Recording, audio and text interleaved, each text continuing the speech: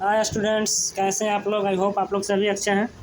और डीएवी दिखाओ तो चैप्टर कौन सा पढ़ना साइंस में चैप्टर दे दी है। हाय स्टूडेंट्स, कैसे हैं आप लोग, है ना। डीएवी क्लास 6 सब्जेक्ट साइंस का चैप्टर 4 है सेपरेशन ऑफ सब्सटेंस। उसका मैं पार्ट 3 लेकर आया हूँ। आज है mixture of solid with solid, है ना। यानी मिक्सचर किस में किया गया है, सॉलिड को सॉलिड में मिक्सचर किया गया है ना। फर्स्ट मेरा है हैंड पिकिंग। हैंड पिकिंग में क्या करना, the components of A solid mixture can sometimes be separated by picking them with hands, है ना। जो सॉलिड को सॉलिड में जो मिक्सचर किया हुआ रहता है, है ना। नेक्स्ट है बच्चों hand picking the components of A solid mixture can sometimes be separated by picking them with hands. This method is used when components of the mixture are of different colors, shape और size and the quantity of the mixture is small, है ना। अब बच्चों देखते हैं ना, एक solid to solid. अब घर में देखें उनका राइस होगा, है ना।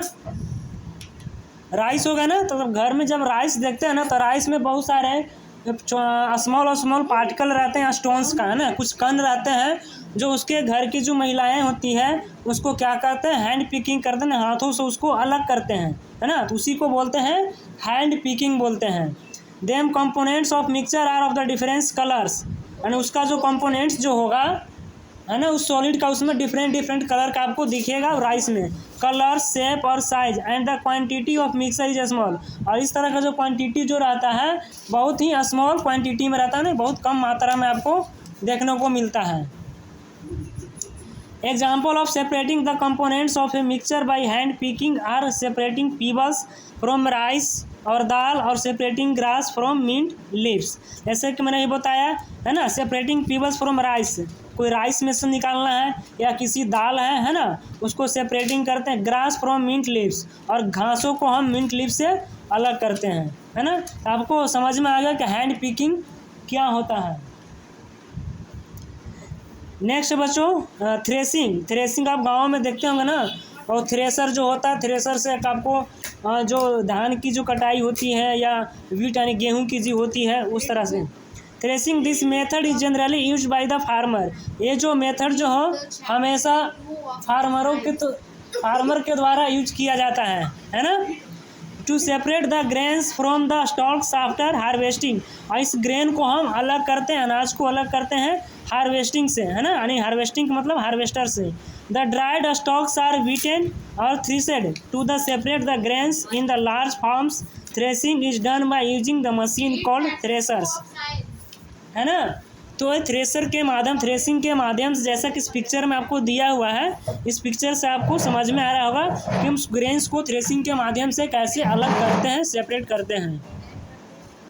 नेक्स्ट है बच्चों डी यू नो में देखिए, the process of cutting and gathering the रिपेंड crop is called harvesting. The process of cutting and gathering the रिपेंड crop, जब फसल जो हो जाता है, पक जाता है ना, रिप हो जाता है, तो उसको हम कटिंग करते हैं। The process of cutting grading, यानी पके हुए क्रॉप्स को, फसल को हम जो कटिंग करते हैं, गैदरिंग करते हैं, वो हार्वेस्टिंग कहलाता है। क्या उसको हम हार्वेस्टिंग बोलते हैं। Next farm machine called combine use for the both harvesting and threshing. कुछ जो फार्म जो होते हैं ना, उसमें क्या करते हैं, कंबाइंड यूज करते हैं, called combined machine and use for the both harvesting and threshing. उसमें हार्वेस्टिंग और थ्रेसिंग का माध्यम दोनों यूज करते हैं, राइट। नेक्स्ट है बच्चों विनोइंग मतलब क्या होता है। जब आप देखे होंगे कहीं किसानों में, है ना, किसानों को देखते होंगे तो किसान लोग क्या करते हैं ना, जब धान की खेती होती है तो धान को क्या करते हैं, उसको मतलब हवा में उड़ाया जाता है, ताकि वो क्या हो जाए, पैडी जो अलग हो जाए और उसका डस्ट जो है वो अलग हो जाए। This method is use to the separate lighter husk from the heavier grains like wheat by window method, है ना, विंड ब्लो मेथड, यानी हवा से जो अलग कर देता है, ग्रेन्स को क्या करते हैं, हवा से अलग कर देते हैं, जैसा कि इस पिक्चर में रिप्रेजेंट किया गया है। इस this method the mixture is allowed to fall from the height, है ना। इस मिक्सचर अलाउड को एक हाइट से एक क्या किया जाता है, गिराया जाता है।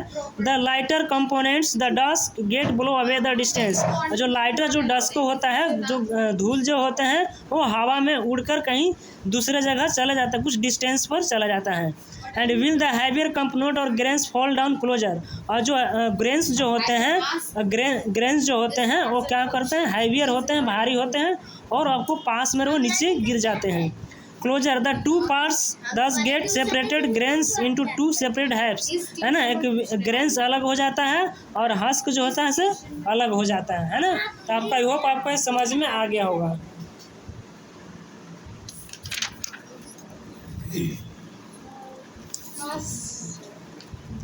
नेक्स्ट बच्चों सीविंग, है ना। सीविंग मेथड क्या होता है, this method is use to the separate the components that are of different size for the sieve and use a sieve is a wire makes fix tightly is a frame. सीवर के मतलब बच्चों देखते होंगे ना, अब घर में कुछ आप देखते होंगे फ्लोर है ना, आटे को देखते हो, कभी आप चालते होंगे, है ना। या घर में कुछ ऐसे और कुछ जो ऐसे चीज़ें हैं जो आप घर में चलने के जैसा कुछ फ्रेम बना हुआ होता है, उसको घर में क्या उसको जो छोटे छोटे जो कण जो रहते हैं उसको चाल देते हैं। This method use to the separate the component that are different size for the sieving. A sieve gives the sieve wire mesh fix tightly is a frame. वो जो फ्रेम जो रहता है वो स्मॉल एक क्या रहता है, उसमें वायर रहता है। आप देखे होंगे ना, ये आपको चाय छानने वाला एक छन्नी होता है ना, उसमें देखिएगा कि उसमें एक छोटा छोटा सा वायर रहता है, तार रहता है, उसी से उसको फ्रेम में एक बना हुआ रहता है टाइटली। इस this method the mixture of the separated is put a sieve, the particles having a small size pass through the holes of sieve, whereas a large size particles remain on the sieve and the sieve with the different size holes are used for the different mixture। और जो sieves का जो बड़ा जो size होता है वो उसके ऊपर क्या होता है, टंग जाता है, और जो छोटे छोटे जो पार्टिकल्स होते हैं वो नीचे की ओर गिर जाते हैं। जैसे आपकी पिक्चर में यहाँ एक महिला है ना दिखा रही है करते हुए। At home the sieving of at flour, जैसे फ्लोर में भी done the separated finely ground flour particles from the coarse particles, है ना। जो फ्लोर जो आटे जो होते हैं ना फ्लोर, उसको हम अलग करते हैं, उसमें कुछ छोटे छोटे आपको देखते हैं ना, उसमें क्या निकलते हैं, सीव निकलते हैं ना, यानी चोकर उसको बोलते हैं। The construct is the side sieving of the sand is done separated fine sand from the gravel and pebbles. The sieve used there is much bigger in size and size of holes in also big.